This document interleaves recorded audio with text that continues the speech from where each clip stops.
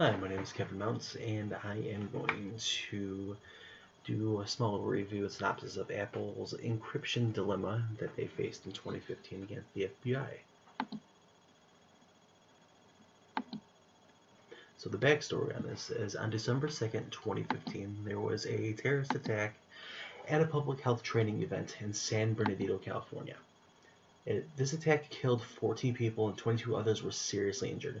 The suspects fled this scene in a rented vehicle. However, police were able to catch up to them in an attempt to resolve the situation. Unfortunately, the incident led to a shootout, killing both suspects and injuring one police officer. The shooters were identified as Syed Rizwan Farouk and his wife Tashfeen Malik. When it comes to things like this, especially terrorist attacks, the reason why is always uncertain. But we have to gather evidence anyway to figure out why. So when any kind of crime happens, there tends to be a motive. However, in some extreme cases, we never tend to find out the motive behind someone's actions because the person committing the crime can sometimes be unavailable for whatever reason. So even though the evidence is always gathered at a significant crime scene, it is usually for an attorney to aid in the prosecution of said individual. This is not the case in San Bernardino. With such devastating attack, people want to know why they committed such an act. This evidence could also aid in discovering if they are connected to anyone else, and if they are there more attacks on the way? Or are there other criminals responsible for what happened? This case brings us to the case of Apple versus the United States FBI. So the evidence in question, an iPhone 5C.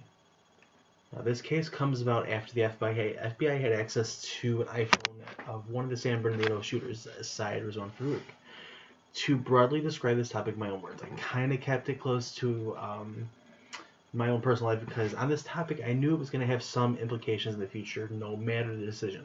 So the Apple 5C that the FBI obtained had a special encryption that they were trying to bypass in order to search the phone for information regarding the events that took place at San Bernardino. So the special encryption that the iPhones use, especially the 5 series, they have an option to delete and wipe the phone after 10 failed attempts of access. There is potential information on this phone that they do not want to compromise. So the FBI issues a court order to Apple to create a quote-unquote backdoor so they can gain access. And then Apple denied them and fought them in court, citing reasons about the integrity of their business along with the encryption on their phones. If a backdoor were to be created, it could potentially put all users at risk. So it brings us to the legal obligation that Apple has as running a business here in the United States. In this battle with privacy versus security, where is the ground between the two? First, looking at the legalities, a court order is a written statement of a judge or court that compels an individual or entity to do or not to do something.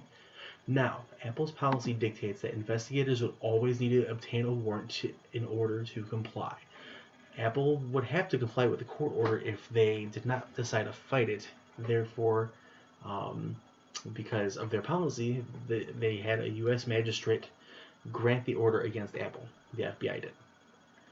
Apple appealed the court order, and sorry for the appealed, I had to. Apple appealed the court order, and they were successful in bringing the appeal process and did not have to provide any access to iPhone in question. They started doing so. They stated that doing so would create a dangerous precedent for anyone needing access to a phone under different court-ordered circumstances because a backdoor can be abused. If the appeal process were to be finalized, and as we learned a little bit later, this wasn't the case here, Apple would either have to comply with the authorities and help crack the phone encryption if they lost, and vice versa if they won. So the ethical obligation for Apple and everybody else involved. Who is Apple obligated to? And they are obligated to following the laws of the government, and they say so in their corporate policy. They're obligated to the people for whom they actually sell the devices to. A promise that their product delivers as intended and as advertised, and they strive to really create a better product and hold data protection, security, privacy extremely high on their pedestal of importance for their customers. Doing so keeps their reputation intact. From the business standpoint, they are also obligated to the business and shareholders of their business. They are to make the best decisions business-wise for the benefit of them and the consumer.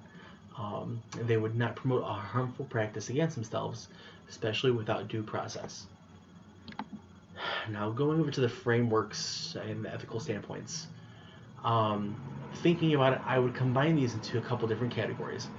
Apple was faced to make a decision. So putting it under utilitarian situational ethics is one route they could have gone. Situational ethics is described as some circumstances you might need to violate a society's or your own moral code in order to provide the most moral outcome. The best decision is the one with the highest payoff. So what construes the best decision here? Both parties were acting what they thought was the best decision. The other framework I want to tackle would be the one from Immanuel Kant described as deontological ethics, if I'm saying that correctly, more specifically the categorical imperative. Quote unquote, always act always act on the maxim or principle that can be universally binding without exception for all humans. That definition of categorical imperative is that is stated. There was an outcry from both sides of the coin with the situation. Let the FBI have whatever they want. If they abuse it, you shouldn't worry if you have nothing to hide. If you have nothing to hide, you have nothing to fear. And that was the consensus from a lot of sources, especially strolling around the internet, seeing what people have to say about our own privacy. A rebuttal against that would be arguing when you say I don't care about the right to privacy because I have nothing to hide. That is no different than saying, quote, I don't care about freedom of speech because I have nothing to say or write. And that comes from Edward Snowden. There is no all right or all wrong answer when it comes to security versus privacy, in my opinion. So thank you for that. To get to the conclusion of the FBI versus Apple case, it was later stated that the FBI hired an outside company to assist in cracking the phone, and they were successful. In the meantime, they were actually able to put the trial on hold for 3 weeks until they were able to hear back, and they eventually dropped the case against Apple because of this. Sometime thereafter, I called it my FBI sneak attack. Sometime thereafter, they released information stating that it was the suspect's work phone, and there was nothing incriminating inside of it. Absolutely nothing. Thank you for the time with the presentation. I apologize for a little bit of this, but thank you very much.